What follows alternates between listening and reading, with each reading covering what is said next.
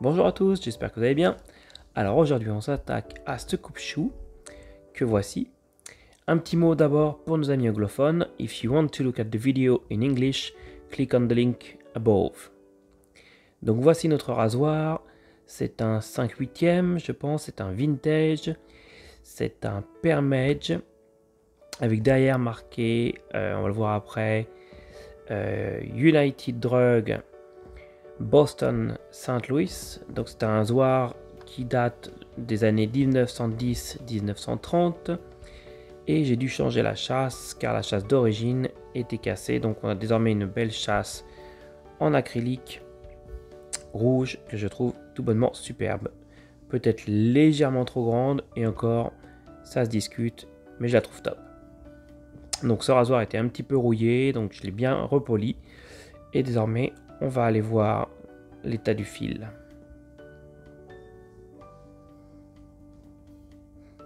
Ok, quelques petites dents, rien de trop grave, un petit peu d'oxydation. Ok. Bon, pour le moment, c'est pas trop mal. Donc on va recommencer à refaire notre biseau avec la Shapton 1000. Alors je m'excuse par avance si vous entendez un bruit de fond, j'ai eu la bonne idée de mettre la machine à laver en même temps. Donc pour cela je mettrai sûrement un petit peu de musique en fond sonore. Donc on met notre scotch protecteur pour le dos. Il est bien poli, la lame est encore de bonne taille donc on peut mettre un scotch. On remet à zéro notre fil, on utilise notre marqueur qui va nous indiquer si notre fil ou la lame pardon, est bien droite. Donc, vous voyez, on voit un petit trait noir. Et le but c'est que ça s'efface au passage de la pierre. Et on humidifie notre pierre.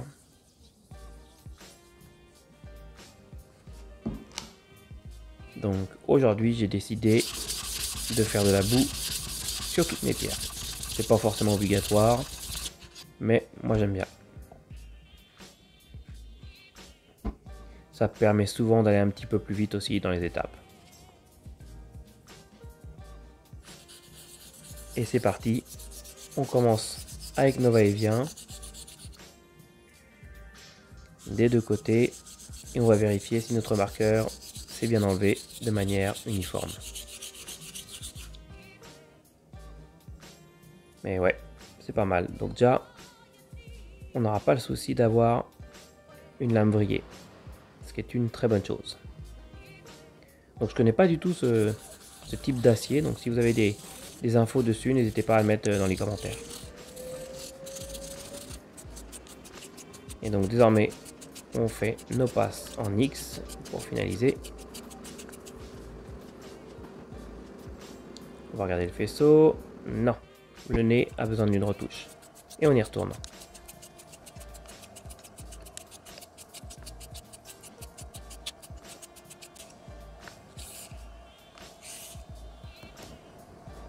On essuie notre lame. On prend soin de ne pas se couper ou pas de couper le chiffon.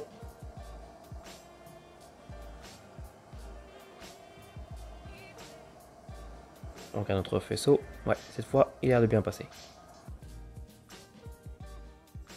Et donc voilà notre biseau de refait avec la Shapton 1000.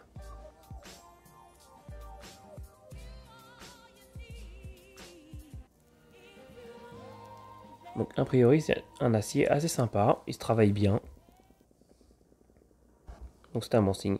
Et on peut passer à la pierre suivante. Donc on va nettoyer notre Shapton 1000, l'essuyer et on passe à la Shapton 5000.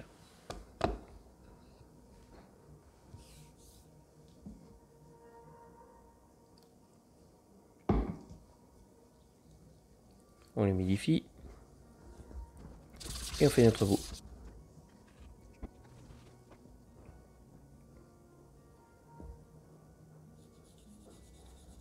On repart sur des va-et-vient ou des petits cercles.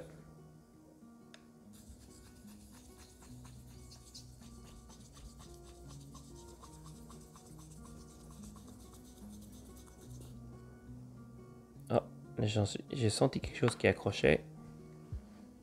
Et c'est ça. Donc notre scotch s'est fendu. Donc il faut le changer. Si on ne le change pas, on va avoir un fil qui va pas être uniforme partout.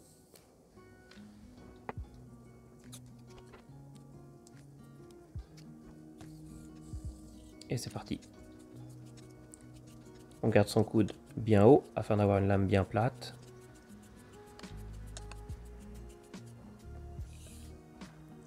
On finit en passant en X. Donc on peut s'aider de notre autre main, il n'y a pas de souci. Par contre, on ne met pas de pression. Et là, c'est vraiment top. La Shopton 5000, à chaque fois, c'est vrai que c'est magique. Hein. Ça efface très très bien les traces de Shopton 1000 et ça remet notre fil superbement bien à plat.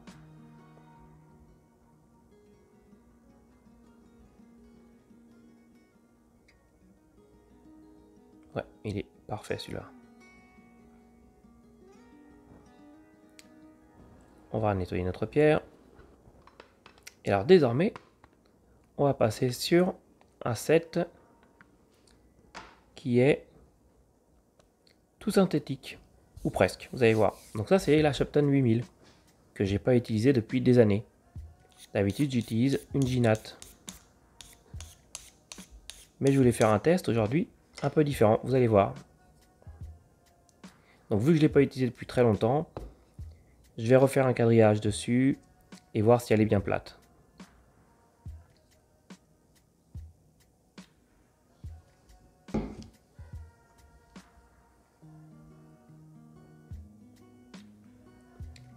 Et hop, on va reprendre notre Atoma 400, notre diamanté.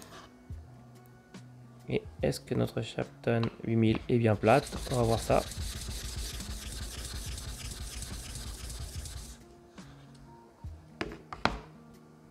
Bah non, ça aurait pu être mieux en fait.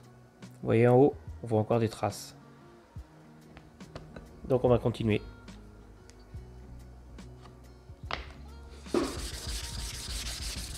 Et voilà, jusqu'à temps qu'on ait une pierre parfaitement plate et que du coup on ne voile plus le quadrillage.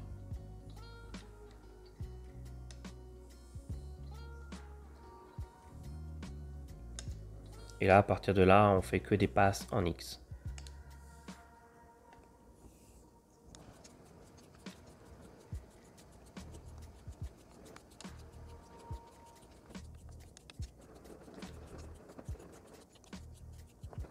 Voilà, on essuie, on regarde le faisceau, c'est pas mal. Et on va regarder le microscope. Bon, bah là, on commence à avoir un fil bien sympa. Ça reflète d'ailleurs dans tous les sens, donc j'ai du mal à faire le focus.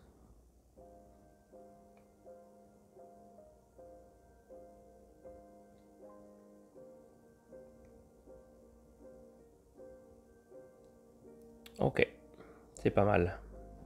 Allez, on peut nettoyer notre Shopton 8000. Et on passe à la Shopton 12000. Pareil, une pierre que j'utilise plus depuis très longtemps. Mais pour le test, pourquoi pas. Et alors là, vous voyez, c'est magique. On a la boue de la Shopton 8000. Et désormais, on l'a plus. C'est la magie de la vidéo. Donc ce que je voulais vous dire par là, c'est que à chaque fois que je réutilise la Atoma, entre temps, je la passe sous l'eau pour bien la nettoyer, pour pas laisser la boue de la pierre d'avant.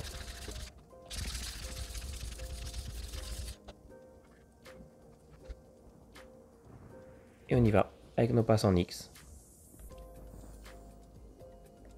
Donc là, 12000, une pierre très dure, très fine. Et logiquement, ce qu'on pourrait faire après cette pierre-là, si vous êtes bien débrouillé, c'est passer juste une pâte verte chromium sur un strop et un coup de strop et vous pouvez vous raser. Bon, moi je suis plus pierre naturelle, du coup on va rajouter une étape et en enlever une autre aussi. Vous allez voir la différence. Ça a l'air d'être pas mal. Microscope.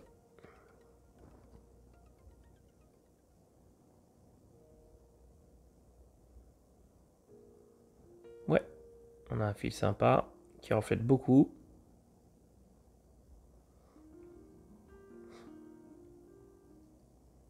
Et alors désormais, donc on va nettoyer notre pierre. Ce que j'avais envie de tester, c'était pas la pâte chromium, mais de passer ensuite en finition sur la lune et voir si ça donne un résultat sympa ou pas. Donc petite couleur rougeâtre.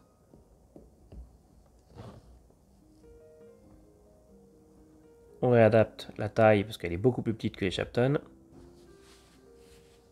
On se remonte les manches. Alors j'ai une pierre debout qui va avec, mais là on va aller plus vite. On est parti sur la Thomas, donc on continue avec la Thomas.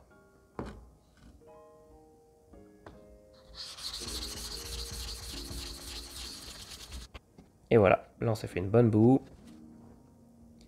Et on y va. Et donc vu que cette boue est un petit peu épaisse, c'était voulu, on la coupera au fur et à mesure. Pour justement refaire une progression bien sympa. Hop, on la recoupe un peu.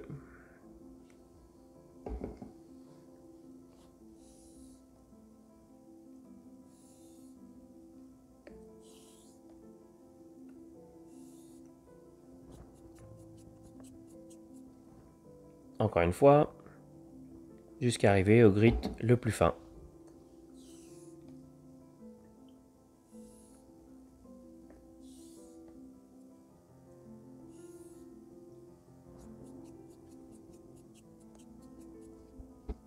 Et une dernière fois. Donc là, on arrive sur notre dernière passe. Donc, quasi aucune pression sur la pierre. On essuie bien notre lame.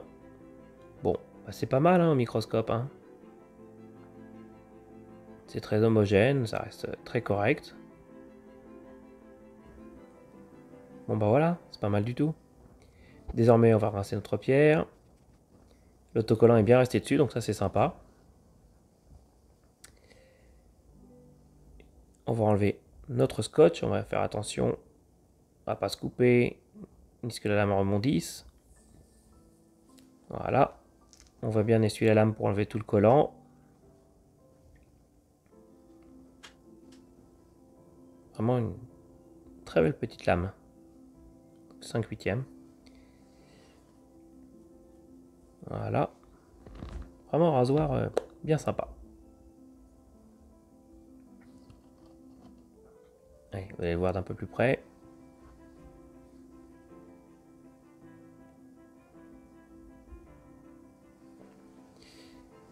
Et donc, désormais, on va passer ce rasoir au strop 150 passes, ici sur un Kanayama. Et désormais, le fameux test du cheveu.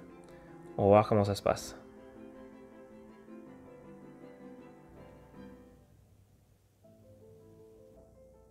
Ouh, bah ça saute bien.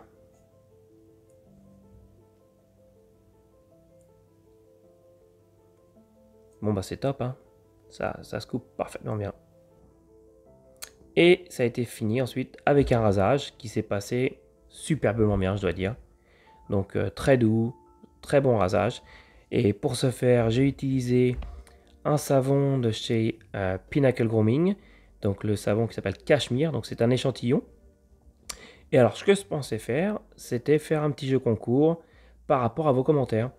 Donc si vous êtes intéressé par cet échantillon, donc il reste largement de quoi faire au moins 3-4 rasages, mettez un commentaire en dessous, peu importe le commentaire, et lors de la prochaine vidéo, je vais élire un gagnant au hasard, et je vous l'enverrai gratuitement.